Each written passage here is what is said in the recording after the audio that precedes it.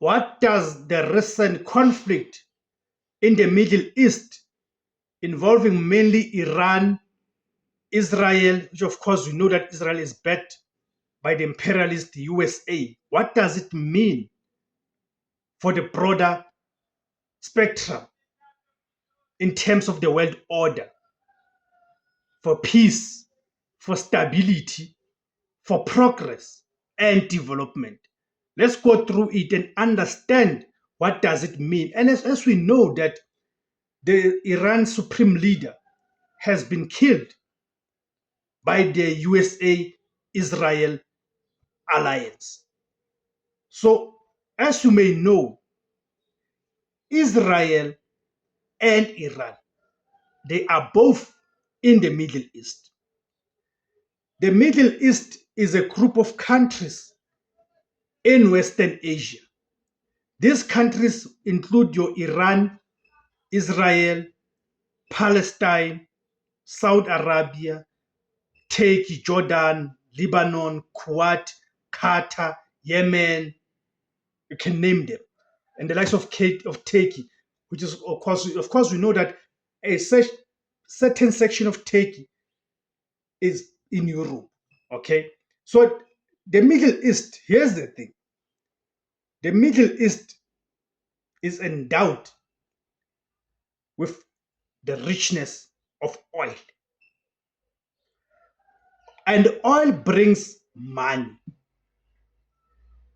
But just like it is a case here in Africa, gold, platinum, copper, coal brings their own problems, such as being invaded by the imperialist forces who are looking for the same resources.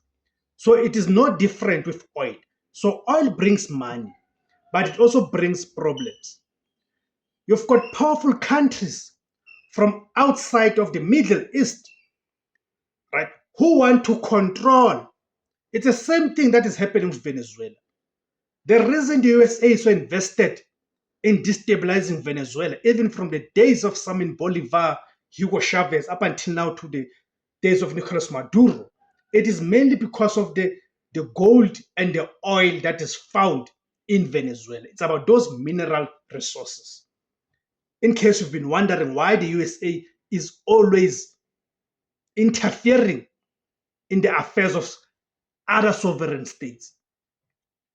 So powerful countries from outside the Middle East want to control and influence, right?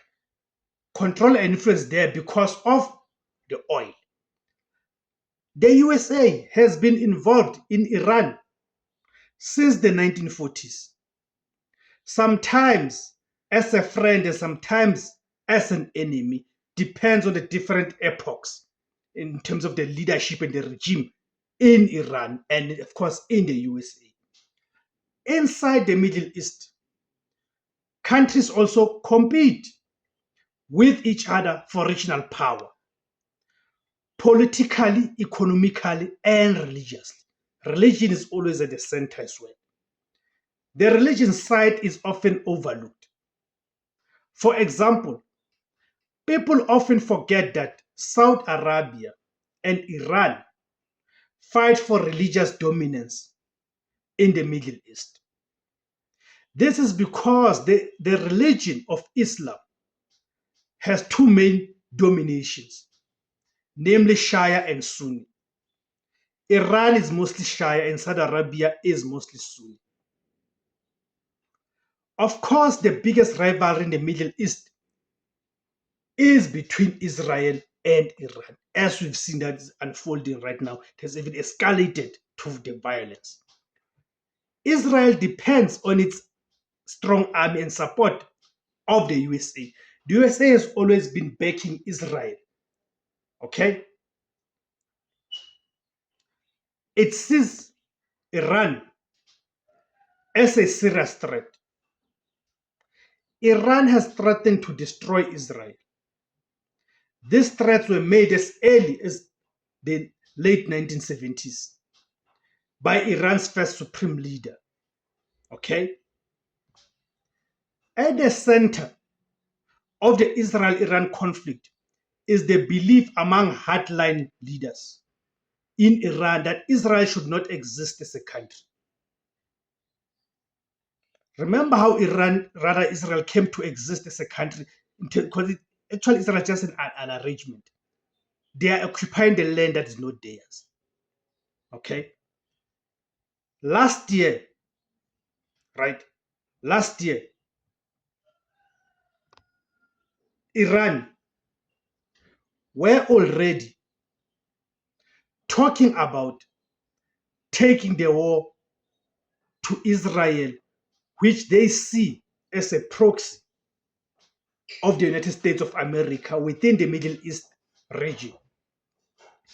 Then in Palestine, Israel has killed many civilians, bombed many homes, hospitals, and schools, stopped food aid from getting in. We have seen from our own televisions, social media platforms, right?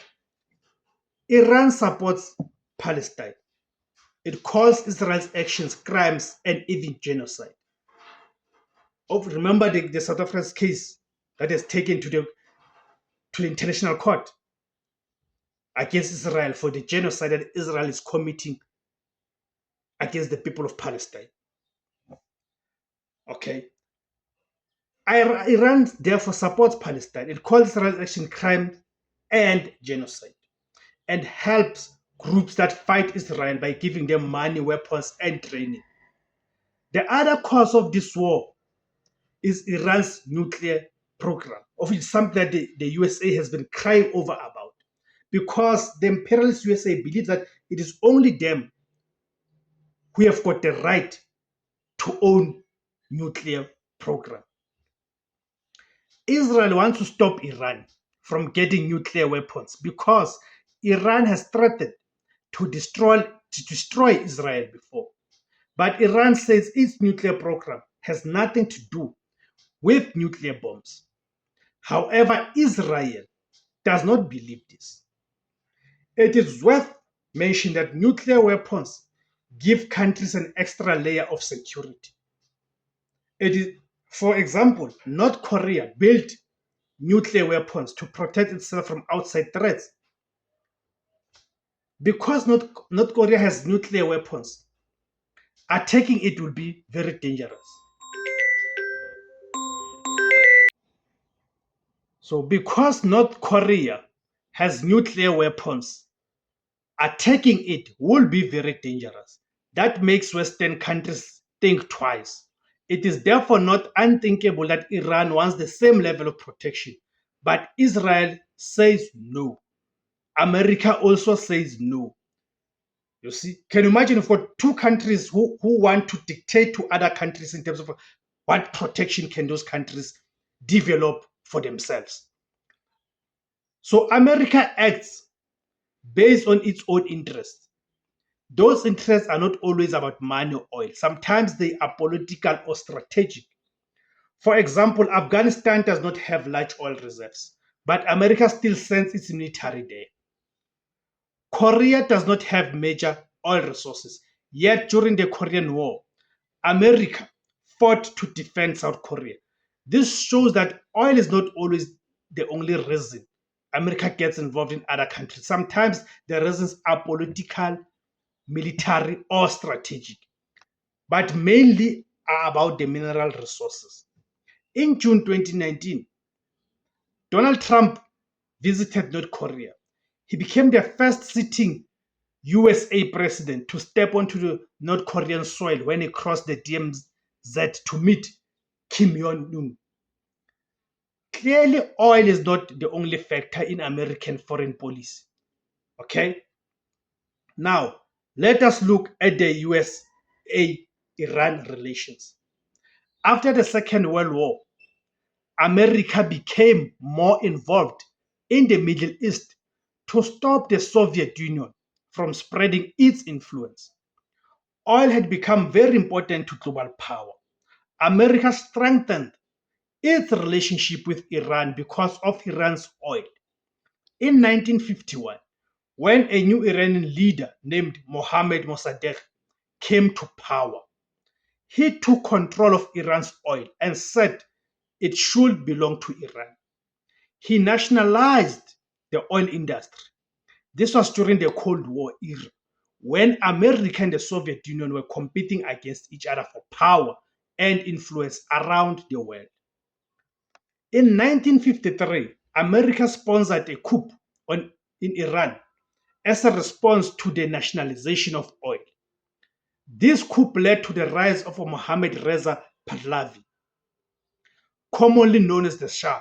This man went on to rule Iran for a whopping 26 years. The Shah was a harsh ruler, but he was friendly to America.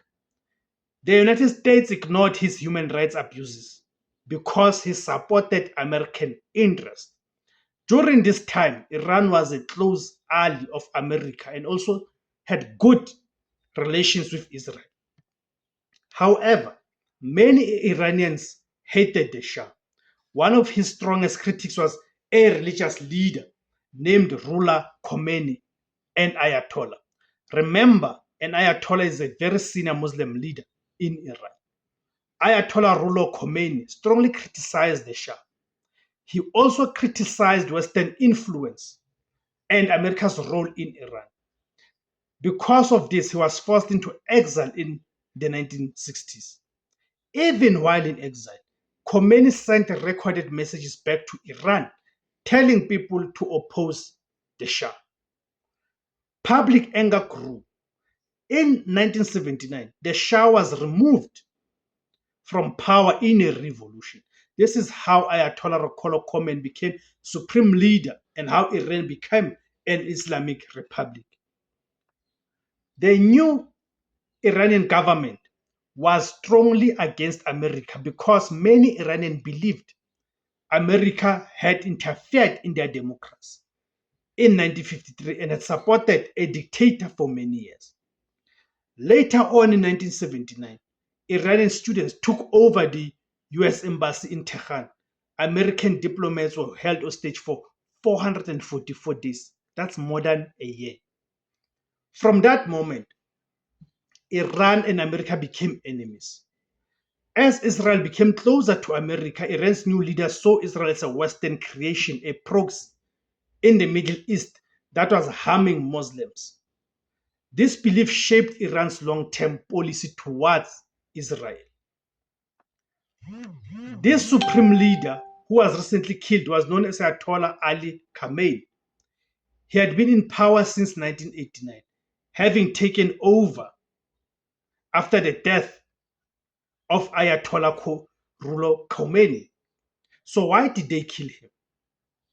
Of course, the intention is to destabilize the Middle East, because in the midst of chaos, that's where USA is able to exploit the mineral resources of those countries, just like they did with Libya as they killed Muammar Gaddafi. Thank you guys for tuning in. My name is Tebos Khosana. The name of the platform is Izwi Labansundu, the voice for Africans. If you like this content, please support this platform by joining to become a member. Click on the join button, then you'll see different categories of membership. You choose the one that is most suitable and affordable to you. Kama Kuma Africa.